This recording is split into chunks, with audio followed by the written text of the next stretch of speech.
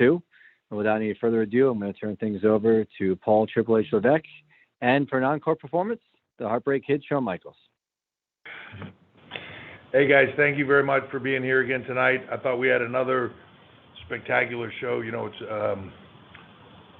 incredibly difficult to go back to back 2 nights in a row, keep the energy and the spectacle and everything about it at that level, following up on something that was as good as last night. But I really thought they did it. I thought the talent delivered tonight, and really put something out over the last 2 days that was incredibly special. From from the pre-show with Breezango and Killian and Drake, which was a really fun match, to Poppy, who I would like to thank for being here, Grammy-nominated artist, covering Adam Ant's Stand and Deliver, which is just one of those songs that gets caught in your head, then you can't get it out. And then playing an original song of hers that hadn't been heard before, Say Cheese. I thought she had a spectacular performance. She's a great just visual artist to me that just fits the brand very well, and has sort of kind of become family in NXT, so it was great to have her here. I thought the Cruiserweight Championship match between Escobar and Jordan Devlin was spectacular. This is one of those nights where there are winners and losers clearly to the matches, but there are no winners and there are no losers, man. Everybody wins here. I thought they both had a spectacular performance. They both came out of this looking phenomenal. Santos Escobar is the undisputed champion, but Jordan Devlin certainly proving absolutely one of the best in the world at what he does. Ember Moon and Shotzi Blackheart, Candice LeRae, Indy Hartwell, putting on just a great tag team match for the Women's Tag Championships. Ember and Shotzi retaining in what was a spectacular match, and I thought they did a phenomenal job, and I'm sure it's not the last time those two will be facing. The Women's Tag Team division heating up, and we are certainly turning it into be something more than it's hard to say that the depth of the women's division here is just it's amazing, and this is a part of it. Indy Hartwell just kind of coming into her own. Candice, obviously one of the veterans, but just putting on a hell of a match, and the tag team division is heating up. I expect great things, and I'm sure it won't be the last time we see these four. Bronson and Johnny, after Bronson's spectacular night last night, coming in and getting in there with Johnny, who just never lets you down. Johnny's just consistent as consistent can be. Johnny Takeover, putting on a master class with Bronson Reed, retaining the North American title. Finn and Karrion Kross, Kross having an unbelievable setback, really, when you break it down. You come into a place and you get everything, man, everything is going your way, and it just, it's all there for you, and in the blink of an eye, it just all goes away. But to put that aside, grind, get it all back, like he did, and I mean that on the reality side of what we do and the show side of what we do is just a phenomenal feat. And then Finn Balor, I'll say it time and time again, is reinventing yourself, recreating yourself is not an easy task. And what he has done here in NXT and will continue to do here in NXT is just truly remarkable. Spectacular match. And then Kyle and Adam, just masterclass in storytelling to me. Phenomenal. Both guys just beat the tar out of each other. We put them both in ambulances at the end just to check everybody out, make sure everybody was good. They've all checked out fine.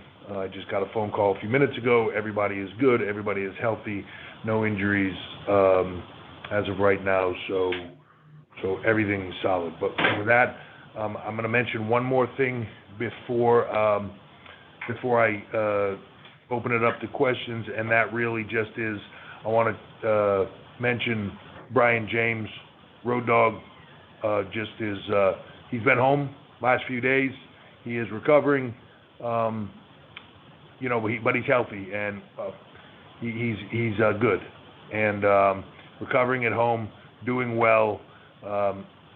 We had him set up so he was on headset over the last 2 days, and kind of being involved in stuff. And as he gets his strength back and everything feeling good, he'll be back at it and back to being the road dog in no time. So we just wanted I just wanted to give a shout out to him, and we greatly miss him here, and he'll be back soon enough, but he's doing well. So with that, I'm going to open it up to questions. Right now it's just me. Shawn stepped out of the room for a second, but he'll be right back in. We still have a little bit of things going on here, so I'll open up to questions. Thank you. All right, folks, usual rules. One question per hour, please. Thank you. If you would like to signal with questions, please press *1 on your touch-tone telephone.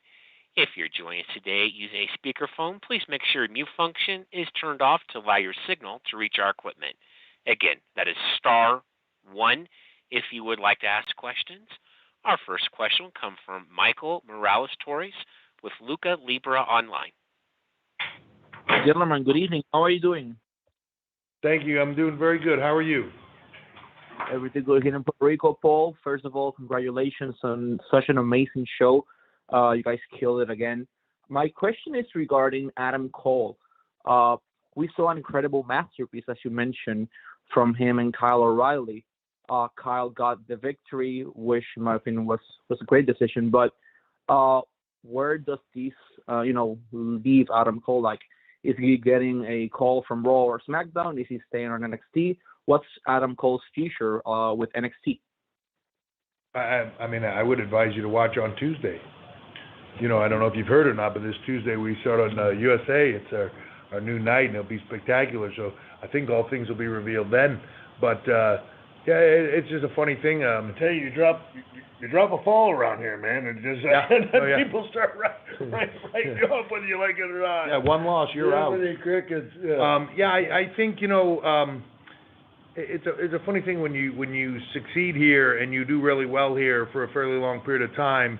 There are moments in time where you're telling stories, and then something definitive happens like tonight, and people think that's the end of it. Certainly, that's the end of the book. That's the end of the chapter. That's the move on. There's not that case at all.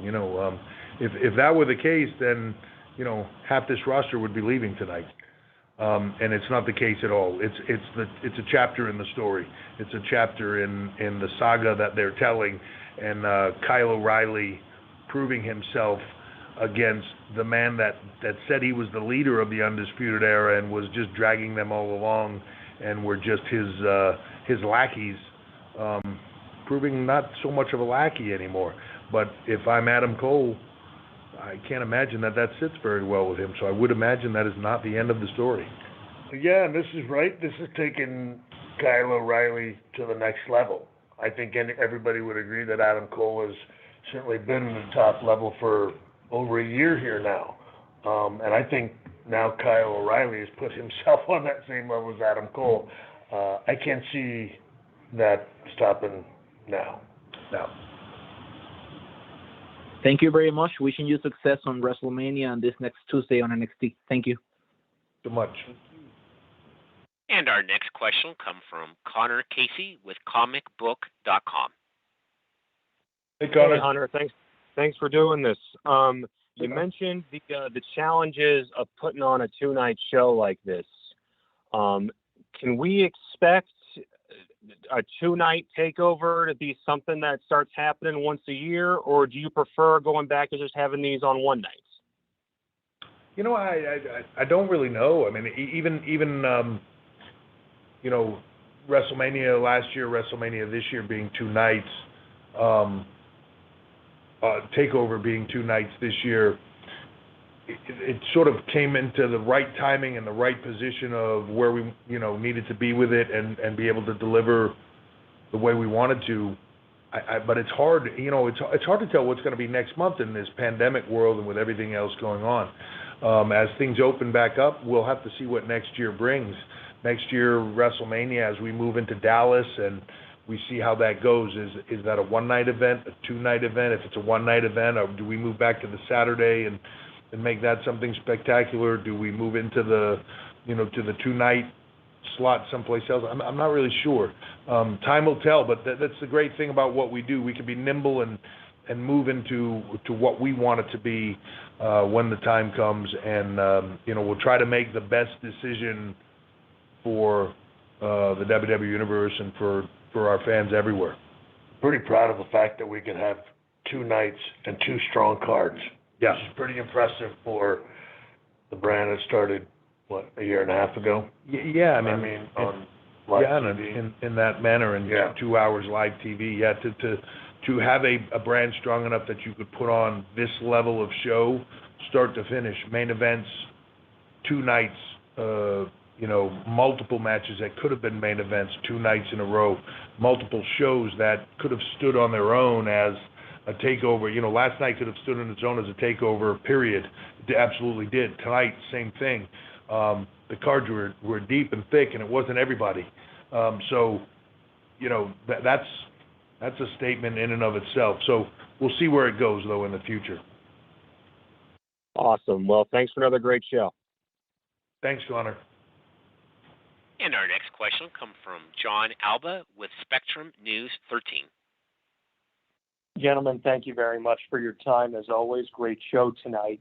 The build to the main event on television and presentation was really, really strong, and you had the security guards out there ahead of time.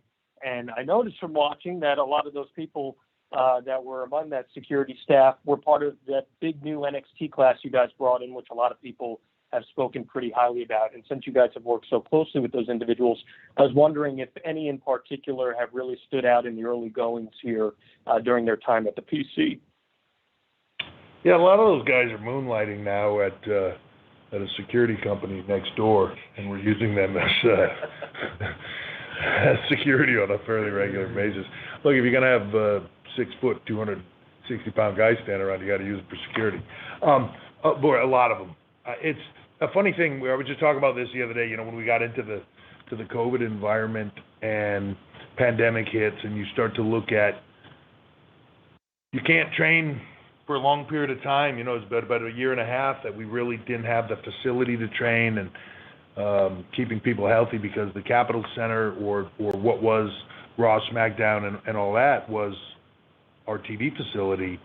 Was our training center, and we lost all that. Just recently, we've been able to start that again and be able to start training on a large basis. But when you started to look at that from a year and a half ago, there were moments where you were going like, oof, man, there's some talent, but when you start to get into you constantly want to have the veterans and the people that are TV ready, and then almost TV ready, and then not quite TV ready, and then people that are just getting started. Maybe they just stepping in the ring for the first time, and so that you're constantly building that upwards trajectory. And when you started to look at the bottom of it, it was pretty thin. But that was mostly because COVID prevented us from bringing people in. So they were in the pipeline to come in here, and we couldn't bring them in. And then all of a sudden they came in all at once. And when you start looking at some of the athletes that are walking in the door here, it's impressive. It's impressive, and I can tell you, watching them train, there are certain athletes that come in here where you're just like jaw-dropping, first few times they get in there, and sometimes they're jaw-dropping athletes and they don't bring the charisma level, or they don't bring the other things, and that's stuff that you have to work on, or vice versa. This crop, I can tell you right now, they're all full of personality, they're all got massive amounts of charisma, and they're all just like crazy athletes, and I'm talking about men and women. So I went from a few months ago of being like, say the last 2 months. Yeah. Sean was just saying last 2 months. It's like 3 months ago maybe we were looking at it going, but there's a big pipeline coming in, and then when that pipeline got here, all of a sudden when you saw those people walk in the door hungry and get in the ring, you were like, wow. Okay, yeah, future's bright. We're good.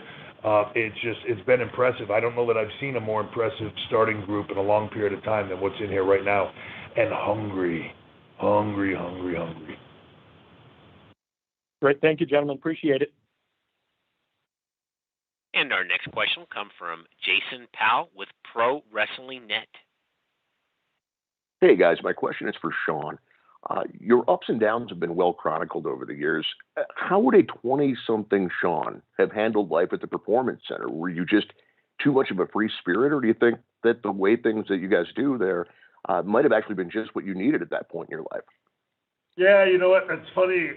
I've been asked that before, and I do. I don't know. I think me at that age, the structure would have helped me a great deal. Especially again, I don't know. Again, we got people, and given my past and everything else, we talk very real with everybody, and that is something that I think would have helped. So I do. I think I appreciate the question because it's something I've thought about before. And I do. I really think I could have used this kind of structure, this kind of, team, this kind of support.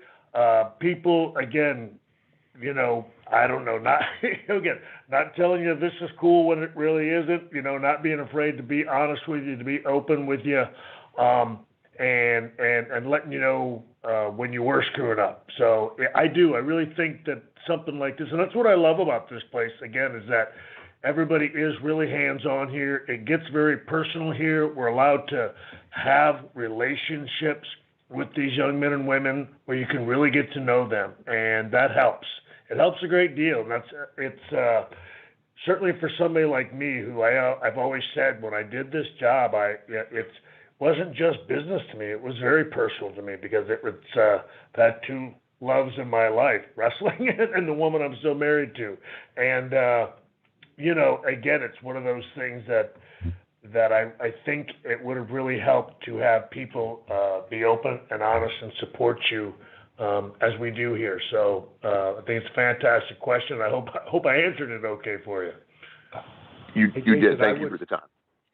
I would say this, knowing Shawn, you hear it a lot, and Vince takes a lot of unnecessary criticisms for a lot of things, but you hear a lot, especially from the older talent that were in that period of time that Shawn is talking about, where you'll hear Vince talk to you almost like a father figure to a lot of people that didn't have that in their lives.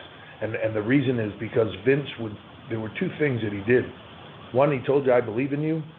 And two, he told you stuff straight. He didn't mince words. He didn't anything. And sometimes you might have hated him for it in the moment, but he was probably the closest thing to most guys had to a dad.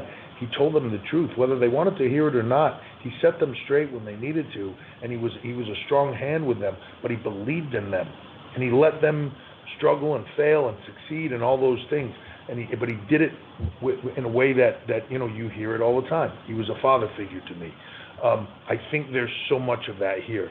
I think whether it's, and I don't necessarily mean father figures, but I mean that support system of people that believe in you, but at the same point in time aren't here to tell you, you're great, don't worry about it, just do whatever you want to do.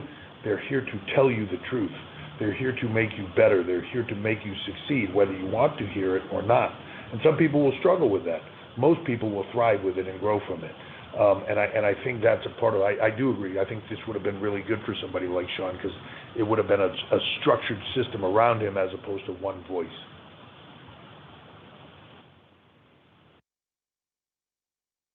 And our next question will come from Sean Ross Sapp with Fightful.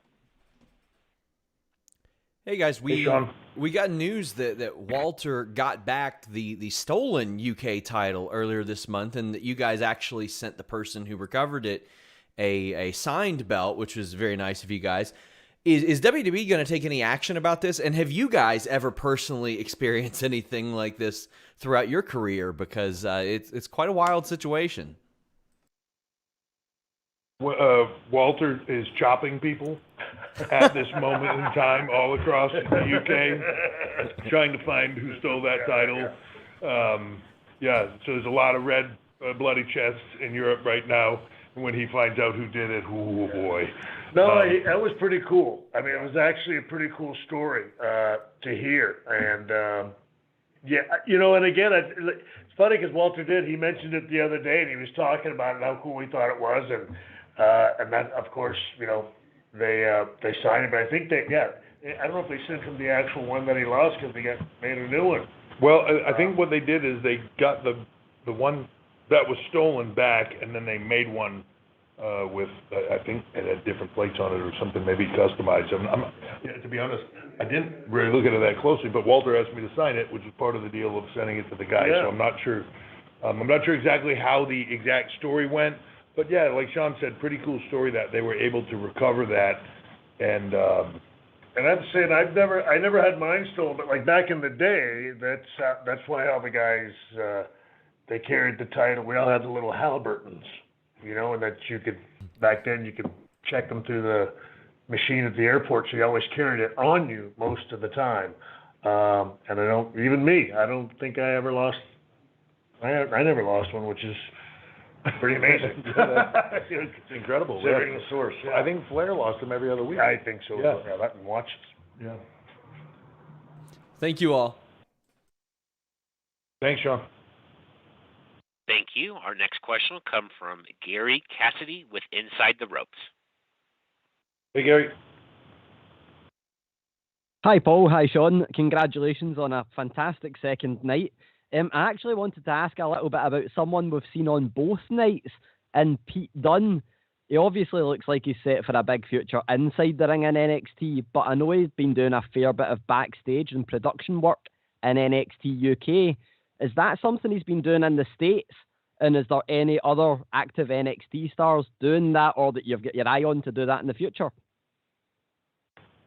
Yeah, so, it's a funny thing in that backstage production work is not necessarily for everybody, right? There are certain people, I don't know.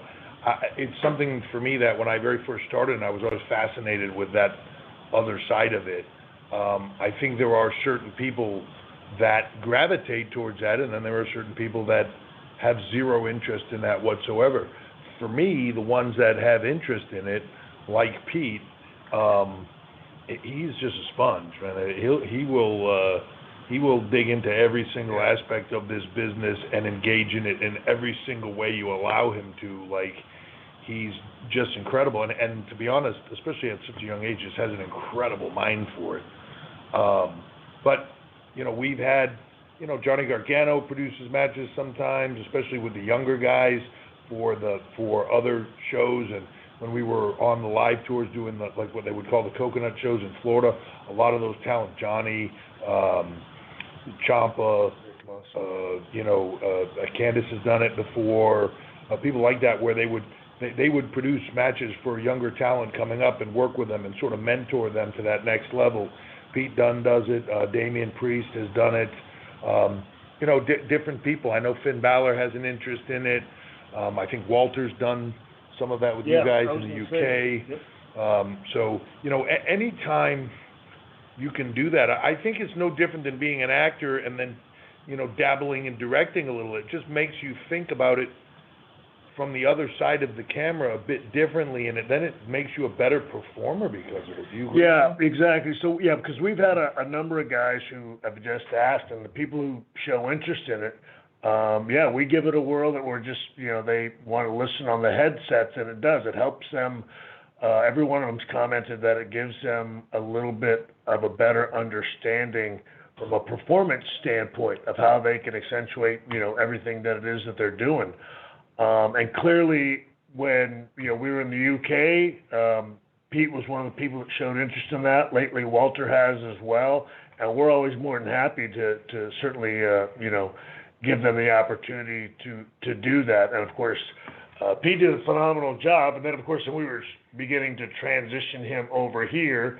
So you aren't going to use him on TV as much over there. But while the wait was happening, we utilized him as much as we could. And we'll continue to do that with the people that show interest in that respect.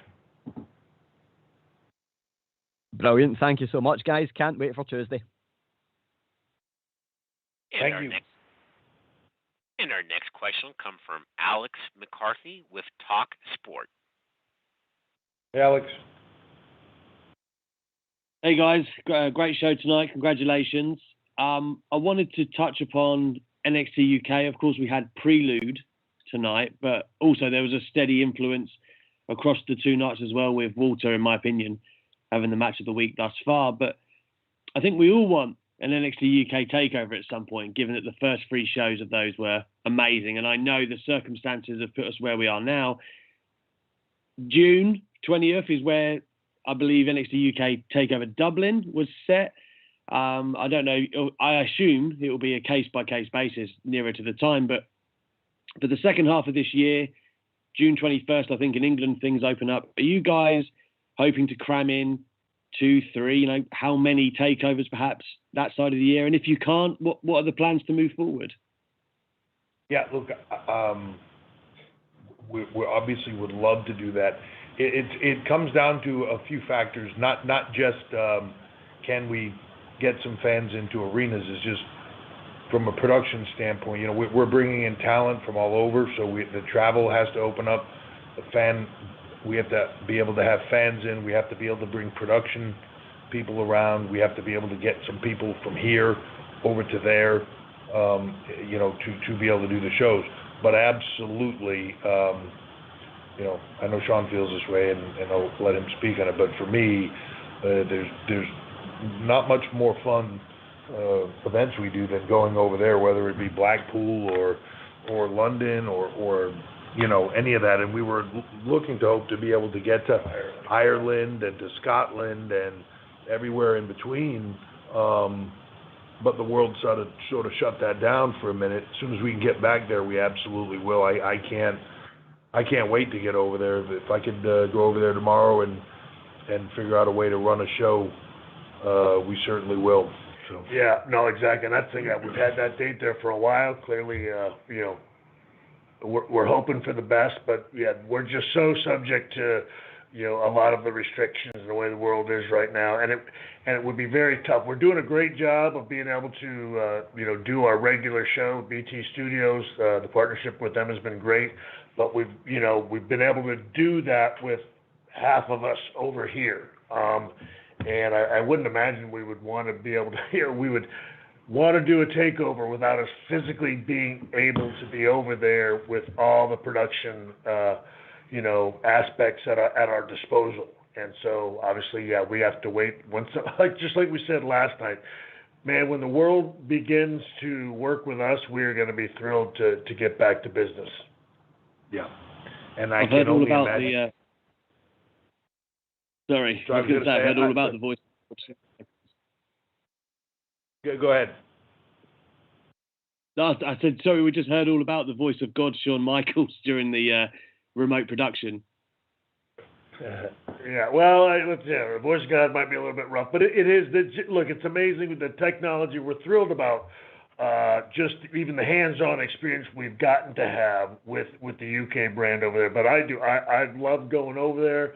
I love being over. There's nothing better than being over there physically with the talent. And again, like as I referenced in one of the calls earlier, there's a relationship there. I absolutely love, the men and women that we work with over there. That's the brand that I've got to see from the ground up and working hand in hand with them from the very beginning. And it's been fantastic to bring it back to BT. But it's nothing like being over there physically and getting to really, meet with the talent, be with them, and of course, and be with the fans. Y'all are some of the best over there, man. And it is. We miss you guys very much, and we can't wait to get people back in the building and, like I said, get back to business. I can only imagine what some of those crowds like that will be like over there when things finally open and we can pack a place and do what we do. I want to be there for those because they're going to be off the chart as far as loud and everything else. So. Awesome. Thank you very much, guys. All right, NXT UK has been amazing since it came back. Thank you. All right, folks, we'll do one more and we'll call it a night. Our next question will come from Nick Hausman with Wrestling Inc. Hey, Nick. Hi, guys. Thanks so much for taking the time tonight. I'll keep it kind of brief. Gable Steveson was shown in the crowd at TakeOver. What's his status with WWE? Is he Olympic bound and WWE bound? Is he already under a contract with WWE? What's going on with Gable? The Gable came here tonight, enjoyed the show as a guest, had his dad with him. He just won NCAA championships and the national championships, and just obviously qualified for the Olympics, and that is a big task at hand. So, huge fan of what we do. We've been talking for a long time, and we want to come out here, reached out, want to come out, see TakeOver, see WrestleMania, and we'll see where it goes. I would hate to say to a guy who's a junior in college, let's make some decisions in the moment while you're trying to get ready for the Olympics. Let's focus on one wonderful thing at a time. He's got a bright future in anything that he decides to do, but he's a massive fan of what we do, and I am a massive fan, as we all are, of what he can bring to the table here. And if he does make the decision to come here and want to become a WWE superstar, man, I have no doubt he will do it in record time, and be amazing at it. Cool. All right. Thank you so much, guys. Great show tonight. Thank you. All right, guys. That'll wrap up the conference call. I'll turn things back over to Paul to wrap things up. Yeah, thank you. Appreciate you guys jumping on this call and being a part of this, and all the support. Again, 2 amazing nights of TakeOver. We will now move into tomorrow's SmackDown, and then this weekend for WrestleMania at Raymond James Stadium. I would expect, as excited as we were to have a few hundred rabid NXT fans here at the Capitol Center, 25,000 or so in Raymond James Stadium is going to be incredible. It's amazing, can't say it enough, amazing to have the NXT universe back here and be a part of what we do. So cannot wait to have them be back and be out there and get everybody performing in front of them and get back to doing what we do. So, man, I'm looking forward to Tuesday. Yeah. And then Tuesday night NXT. We're starting a whole new chapter, and it's going to be great. So thank you all for the support. We'll talk soon.